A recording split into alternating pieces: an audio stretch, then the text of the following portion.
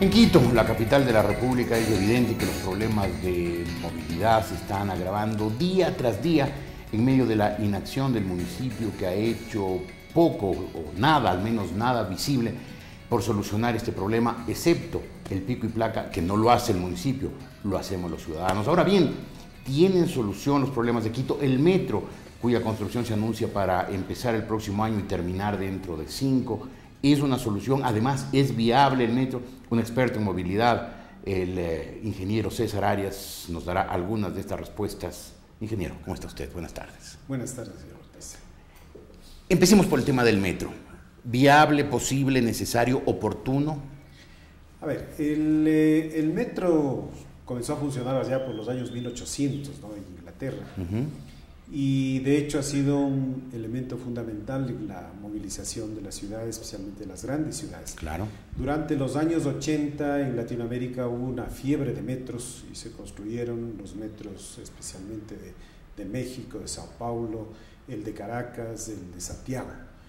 Pero luego un poco ha decaído esta popularidad del metro porque han surgido los nuevos sistemas que se llaman BRT, que en inglés lo que quiere decir es un sistema de transporte rápido por buses, porque el tema del metro fundamentalmente, que es un obstáculo, es el tema del costo. Entonces, los países en vías de desarrollo, no somos los países industrializados que disponemos de grandes recursos, pues han buscado soluciones que sean más accesibles a la economía, que sean más adaptadas al sistema social, porque el tema del transporte tiene que ver con el tema social. En el caso de las sociedades, por ejemplo, latinoamericanas o del tercer mundo, la gran mayoría va en transporte público. Y el tema de subsidios al transporte público es gravísimo. O sea, lo que usted me está diciendo es que en este momento sería inoportuno construir un metro en Quito porque hoy ya se buscan otras soluciones. A mí me parece que hay alternativas de solución que no son el metro. Concretamente para Quito, ¿hoy cuál? Por ejemplo, del estudio de factibilidad, y está muy bien que se haya hecho el estudio de factibilidad, el estudio de factibilidad dice que el metro transportaría 377,000 pasajeros por día. Si nosotros vemos el trolebús, al que no se le ha puesto un tarro de pintura desde que fue inaugurado, está transportando 260,000, es decir, lo que ganaríamos es unos 100,000 pasajeros diarios. Y si es que al trolebús se le hacen los cambios y las mejoras que estaban previstas, como por ejemplo que funcione con convoy de troles, para que en vez de 180 pasajeros se pueda transportar 360 pasajeros, o poner troles biarticulados, automáticamente duplicaría la capacidad, y entonces estamos hablando de unos 500,000 pasajeros día. Entonces, y la inversión que se necesitaría para mejorar el trole no es más de $200 millones. ¿Y cuánto costaría en cambio un metro? El metro está previsto en 1.400 millones de dólares. Gastando 7 veces menos se conseguiría aumentar por encima del metro la capacidad de transporte del trolebús. Esa es mi opinión. Ahora, el metro en todas las ciudades pues empieza con una línea, pero después se va extendiendo y se hace toda unas ramificaciones inmensas y se vuelve el medio de transporte más eficiente, más rápido, más barato, más agradable, más seguro. No necesariamente, porque en términos de eficiencia y de costo-eficiencia, los sistemas BRT son los más eficientes de este momento. El metro era eso. El metro tiene primero una vía designada, o sea, tiene el derecho de vía. Ahí nadie le interrumpe al metro, porque va en el túnel. ¿Qué es lo que tiene el trole? O pretende tener, y ese es el problema que deberíamos solucionar. Tiene que tener su carril exclusivo, ¿no es cierto? Por otro lado, tiene una parada.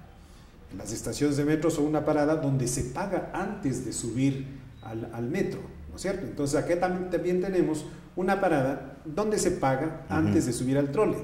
Y el otro elemento es el acceso a nivel, para que no haya este problema del cobrador, etcétera, ¿no es cierto?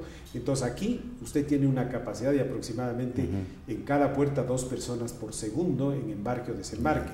Lo que usted me está diciendo, ingeniero, entonces que este momento, en vez de un metro, como está planificando el municipio de Quito, lógico sería ampliar el trolebús. A mí me parece que sí. A mí me parece que sí. Esa ampliación permitiría después sucesivas ampliaciones, porque eso sí permitiría el metro. Una vez teniendo la primera línea se puede seguir haciendo ramales.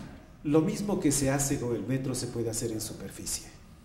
No hay nada que se pueda hacer debajo de tierra que no se pueda hacer sobre la tierra. Sí, pero entonces, es que por debajo de la tierra no se molesta al tráfico automotor. Es que ese es el tema fundamental, esto de molestar al tráfico automotor, porque lo que pasa es que uno tiene que funcionar en términos de equidad del uso del espacio público.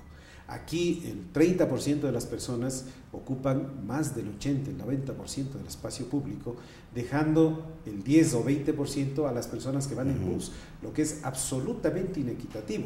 Ahora, el modelo de una persona con un vehículo es un modelo que no llega a ningún lado, porque el tema de la movilización en vehículos particulares es un tema económico. Claro.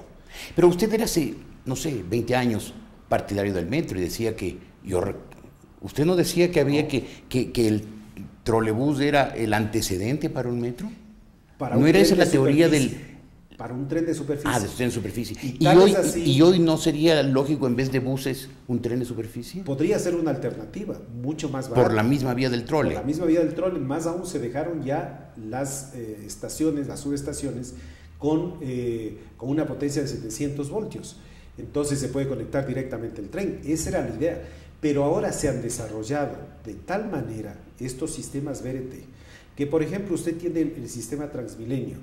El sistema Transmilenio... El de Colombia. El de Colombia, que fue inspirado en el de Quito, porque Quito fue la precursora de estos sistemas. Fue la primera ciudad después de Curitiba que instaló un sistema de estos en una ciudad que ya existía. O sea, usted en este momento es partidario de buses, ni siquiera de tren de superficie. O sea, nos olvidamos o de tren subterráneo o de tren de superficie. Troles. Troles. ¿Por qué? Porque el trole, al ser impulsado con energía eléctrica, tiene absolutamente todas las ventajas de propulsión de energía eléctrica, igual que el metro. Entonces, este es un proyecto costo eficiente, ¿no es cierto? Porque el problema es el costo.